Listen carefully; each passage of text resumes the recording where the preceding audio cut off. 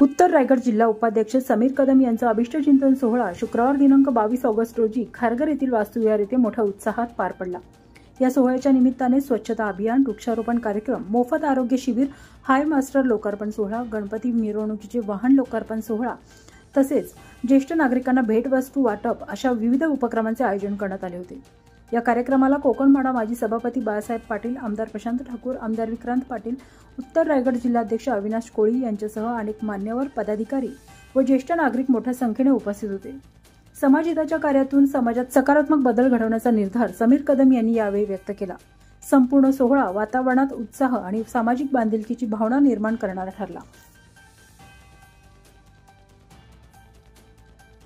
मला अभिमान वाटतो की मी इतक्या वर्ष भारतीय जनता पार्टीचं काम करत असताना जेव्हा आम्हाला अनेक लोक विशेष बोलला या ठिकाणी की त्यावेळेला एक तर शेतकरी कामगार पक्ष असेल किंवा काँग्रेस असेल इतक्या ताकदीची होती आणि आम्ही भारतीय जनता पार्टीची विचारधारा हातात घेऊन या जिल्ह्यात वाटचाल करत होतो।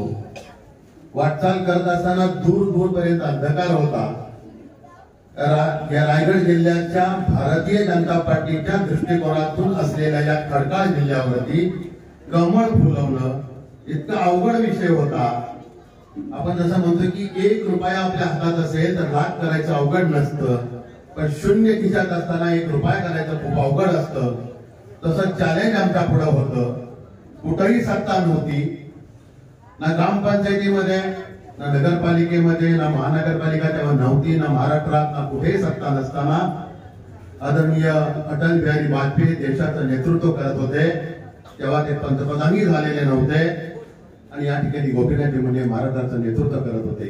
त्यांच्या बरोबर भारतीय जनता पार्टीची विचारधारेमध्ये आम्ही काम करत असताना तेव्हाचा माझ्याबरोबर संघर्ष करत असलेला एक सच्चा कार्यकर्ता समीर कदम या नावाने याचा ओळखला। आणि तुमच्या सगळ्यांची साथ या कार्यकर्त्याचा विशेष सोडा की तुम्ही सगळ्यांनी तुमचे आशीर्वाद याकडे 12च्या 12 तुम्ही नगरसेवक भारतीय जनता पार्टीचे निवडून दिले आणि ही ताकद अशीच राहणार आहे। आणि मी पुन्हा एकदा एवढंच सांगेन समीरजी, तुम्ही याच्यामध्ये कुठेतरी असणार आहात।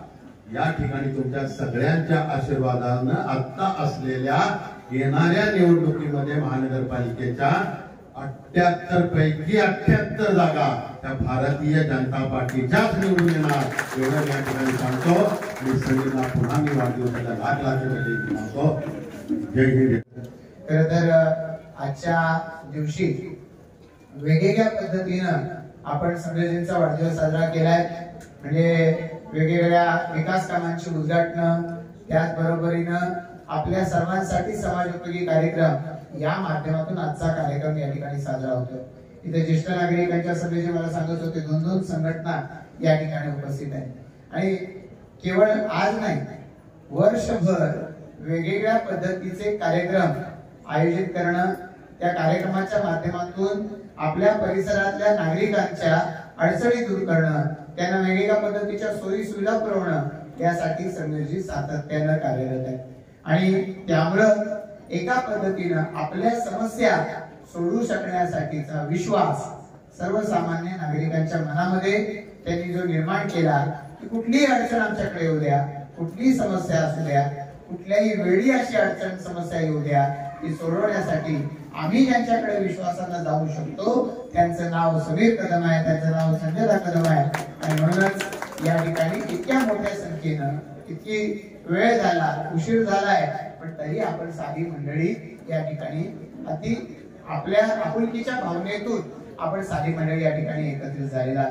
खरं तर अविनाशजी म्हणाले त्याप्रमाणे वाढदिवस, आपल्या मराठी भाषेतला शब्द वाढदिवस हा आपल्या आयुष्यात रोज येतो।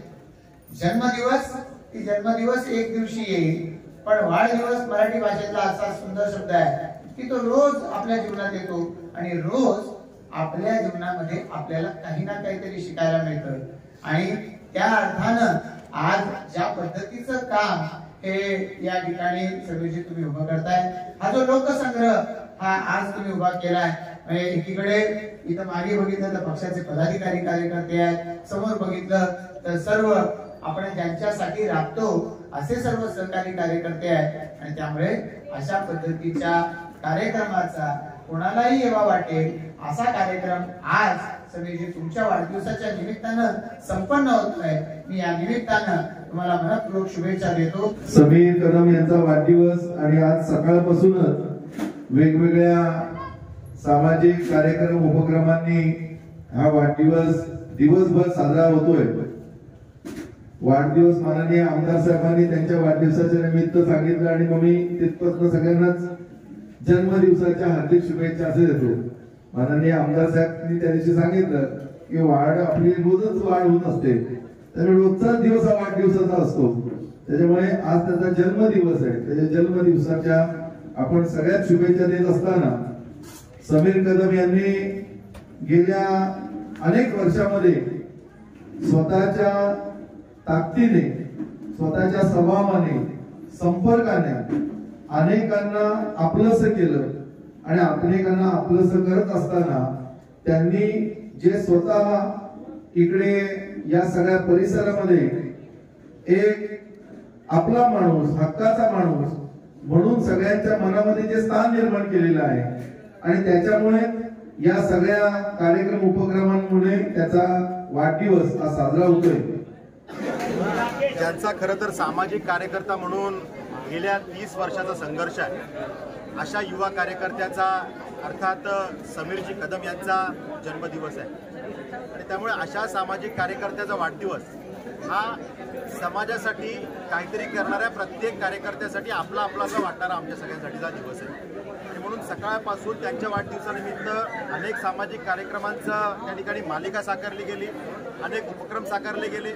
आमच्या मातृशक्तीला ताकद देण्यासाठीचे उपक्रम, युवा शक्तीला समोर आणण्यासाठीचे उपक्रम, आमच्या ज्येष्ठ नागरिकांसाठी काही ना काही करण्याचे उपक्रम हे त्या ठिकाणी साकारले गेले. आणि आता संध्याकाळी त्यांच्यावरती प्रेम करणारे अनेक हितचिंतक त्यांना शुभेच्छा देण्यासाठी प्रत्यक्ष या ठिकाणी उपस्थित झालेले आहेत. आणि त्यामुळे आम्ही सगळेजण उपस्थित झालो, त्यांना मनापासून शुभेच्छा दिल्या. आणि प्रत्येकाला गेल्या 30 वर्षाचा समीर कदम या व्यक्तिमत्वाविषयीचा जो अनुभव आहे तो सांगण्याचा आम्ही प्रयत्न केला. म्हणजे एक सच्चा मित्र, एक दिलदार सहकारी, एक उत्कृष्ट सामाजिक कार्यकर्ता, युवांच्या भावना जाणणारा युवा नेता आणि मला या समाजासाठी काहीतरी करायचं आहे या भावनेतनं काम करणारा भारतीय जनता पार्टीचा एक खंदा सैनिक की ज्यांनी भारतीय जनता पार्टीची विचारधारा तळागाळापर्यंत पोहोचवण्यासाठी 30 वर्ष या ठिकाणी संघर्ष केला.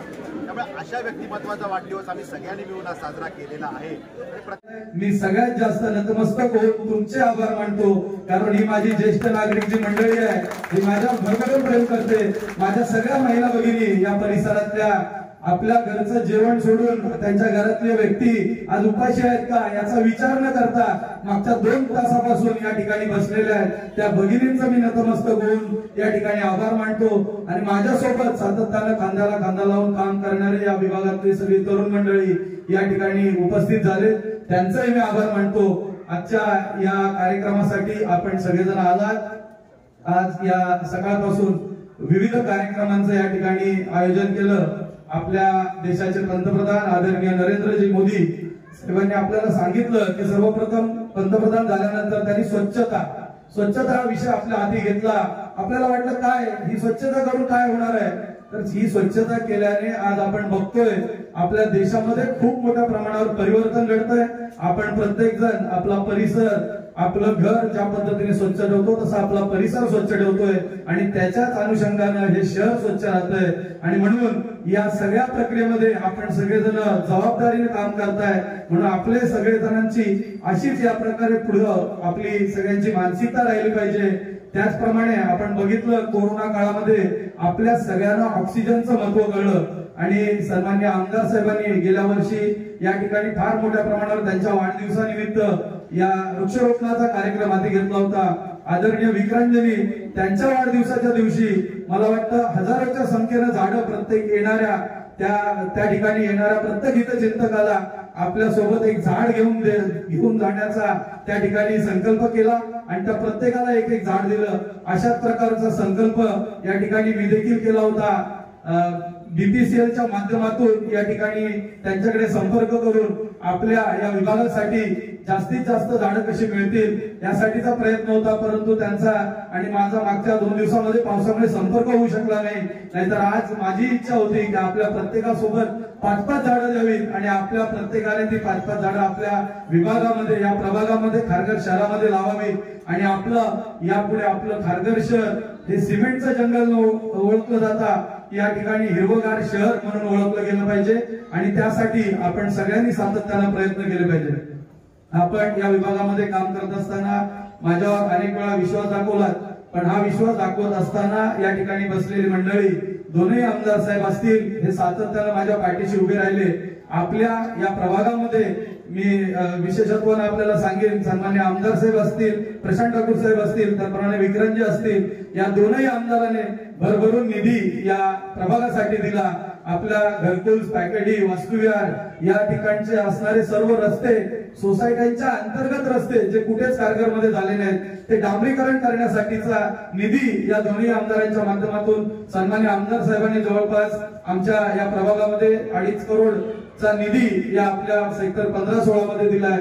सन्मान्य विक्रांतजींच्या माध्यमातून त्यांचा कार्यकाळ आता चालू झाला, त्यांनी मोठा निधी आपल्याला या रस्त्यांचं डांबरीकरण असेल, सोसायट्यांचा कंपाऊंड असतील किंवा इतर सोसायटीतली डागडुजी असेल याच्यासाठीचा दिलेला आहे.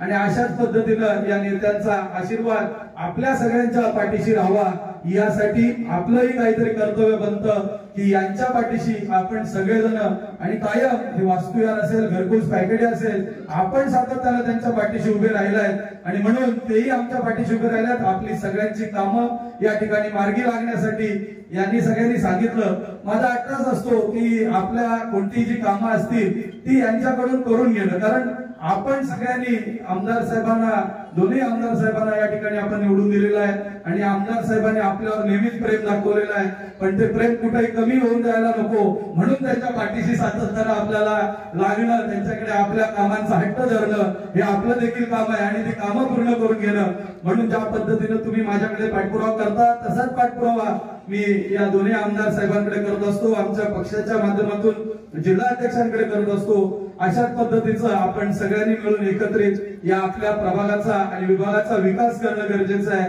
मी या मंचावरील सगळ्यांची नावं घेऊ शकलो नाही, कृपया मला माफ करावं, कारण सातत्यानं आपला आशीर्वाद असाच माझ्या पाठीशी ठेवाल अशी अपेक्षा व्यक्त करतो.